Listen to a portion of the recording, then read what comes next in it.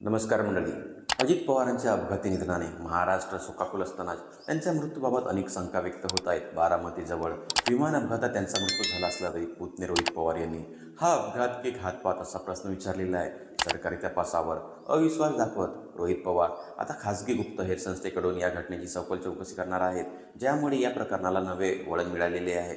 राज्याचे उपमुख्यमंत्री राष्ट्रवादीचे नेते अजित पवार यांच्या अपघाती निधनामुळे अख्खा महाराष्ट्र शोकाकुल झालेला होता. 28 जानेवारी रोजी अजित पवार हे मुंबईहून बारामतीला येत होते. मात्र बारामती एअरपोर्टजवळ आल्यानंतर त्यांचं प्लेन अचानक क्रॅश झालं आणि मोठा स्फोट होऊन आग लागली. यात अजित पवार यांचा मृत्यू झाला, तसेच विमानातील आणखी 4 ठार झाले. त्यांच्या जाण्याने अख्खी बारामतीच नव्हे तर राज्य हळहळलं. मात्र त्यांच्या मृत्यूला काही दिवस उलटल्यानंतर त्यांच्या निधनाबद्दल अनेक कुशंका व्यक्त होत आहेत. नमस्कार मंडळी, मी गंगाधर तित्तेमारे. अजित पवार यांचे पुतणे शरद पवार यांच्या नेतृत्वातील राष्ट्रवादीचे नेते रोहित पवार यांनीही या अपघातावर शंका व्यक्त केलेली आहे. गेल्या आठवड्यात त्यांनी मुंबई व दिल्लीतील पत्रकार परिषद घेऊन त्यांच्या अपघात की घातपात अशी शंका व्यक्त केलेली आहे. तसेच अजित पवार गटातील काही नेत्यांनीही या मुद्द्याला दुजोरा दिलेला आहे. आता अजित पवार यांच्या प्लेन क्रॅशबद्दल एक मोठी अपडेट समोर आलेली आहे. अजितदादांच्या अपघाताचा खासगी गुप्तहेर संस्थेकडून पास होण्याची शक्यता आहे, अशी माहिती समोर आलेली आहे.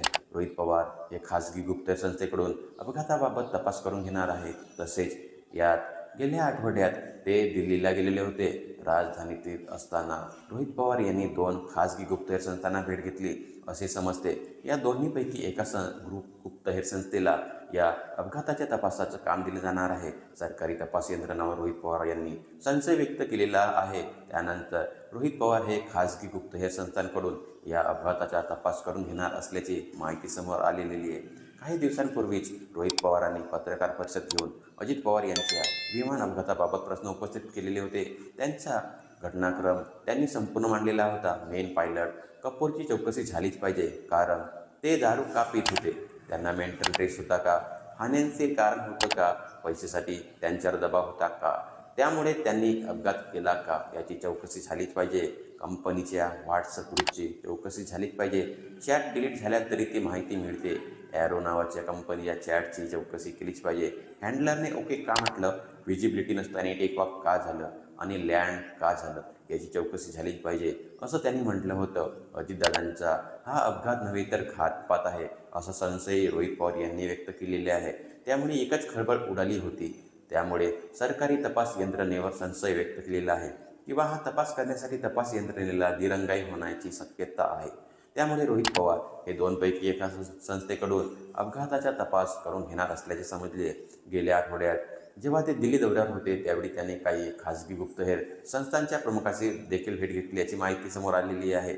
या भेटीदरम्यान त्यांनी अजित पवार यांच्या अपघाताची संपूर्ण माहिती त्या गुप्तहेर संस्थांना दिलेली. याचा तपास देखील या संस्थांकडून करून घेतला जाणार असल्याची अशी माहिती समजते. यातच रोहित पवार यानं महत्त्वाचं ट्विट केलेलं आहे, ते आता आपण बघूया. रोहित पवार याच दरम्यान रोहित पवार यांनी महत्त्वाचं ट्विट केलं आहे. स्वतः स्वर्गीय दादांच्या दुर्दैवी अपघाताचा आज 20वा दिवस असून अद्यापही DGCA कडून प्राथमिक चौकशी अहवाल आलेला नाही. तसेच सर्व नियमाचे उल्लंघन करत विमान चालवणाऱ्या VSR कंपनीविरोधात देखील काही कारवाई अद्यापपर्यंत झालेली नाही. परिणाम शंका अधिक बळावत चाललेले आहेत. त्यामुळे DGCAने लवकरात लवकर प्राथमिक चौकशी अहवाल द्यावा, तसेच VSR वर योग्य ती कारवाई करावी, अशी मागणी त्यांनी केलेली आहे. मित्रांनो, तुम्हाला काय वाटतं? अजित पवारांच्या हेलिकॉप्टरचा तो प्रकार केवळ अपघात होता की रोहित पवारांचा संशय खरा आहे? कमेंट्समध्ये तुमचं मत नक्की सांगा. व्हिडिओ आवडला असेल तर लाईक करा आणि अशाच महाराष्ट्राच्या राजकारणातील अपडेट्ससाठी आपल्या चॅनलला सबस्क्राईब करायला विसरू नका. तोपर्यंत धन्यवाद.